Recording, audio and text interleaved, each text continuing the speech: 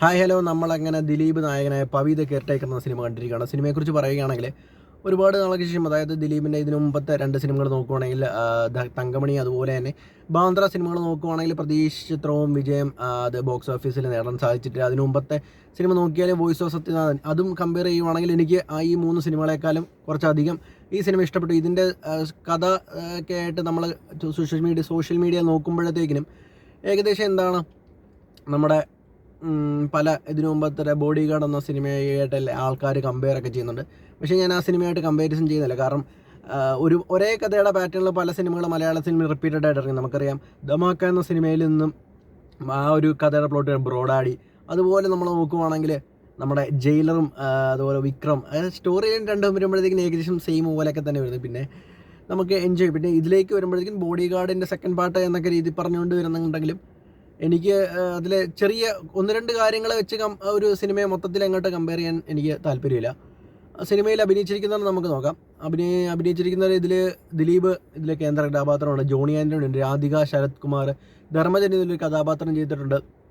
അതുപോലെ നമ്മുടെ ഇതിൻ്റെ ഡയറക്ടറായ വിനീത് കുമാർ ഇതിലൊരു ചെറിയൊരു കഥാപാത്രം ചെയ്തിട്ടുണ്ട്. ഇതിലെ നായകന്മാരെ കുറിച്ച് പറയുകയാണെങ്കിൽ ഏകദേശം 5ഓളം പുതിയ നായകന്മാർ അഭിനയിച്ചിട്ടുണ്ട്. ഇവരുടെ പേര് എനിക്കറിയത്തില്ല.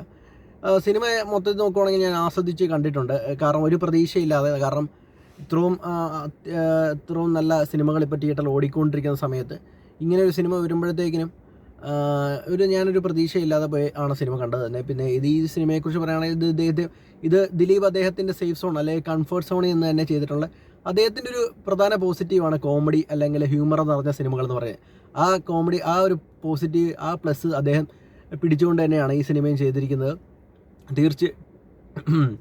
തീർച്ചയായിട്ടും ഫാമിലിയായിട്ട് നമുക്ക് പോയി തിയേറ്ററിൽ കണ്ട് ആസ്വദിക്കാവുന്ന ഒരു അടിപൊളി സിനിമ തന്നെയാണ്.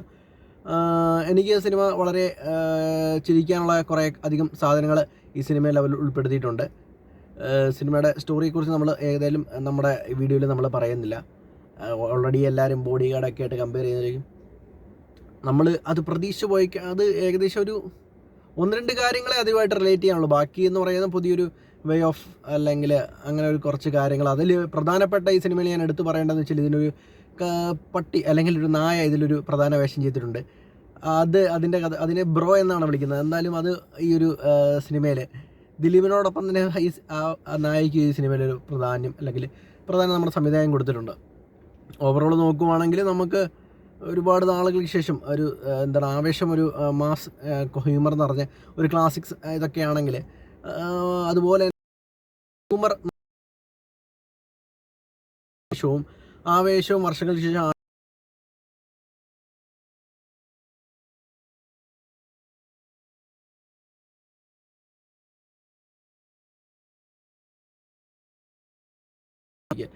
ഇപ്പം ഫാമിലി ഓഡിയൻസ് അറിഞ്ഞ് നമ്മൾ നോക്കും.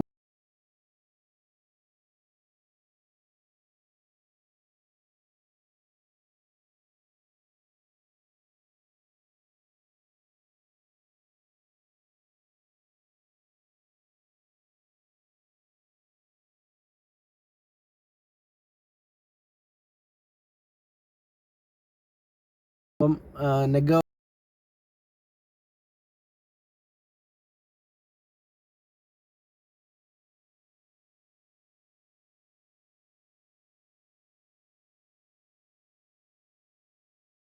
ഹ്യൂമർ ചെയ്യുന്ന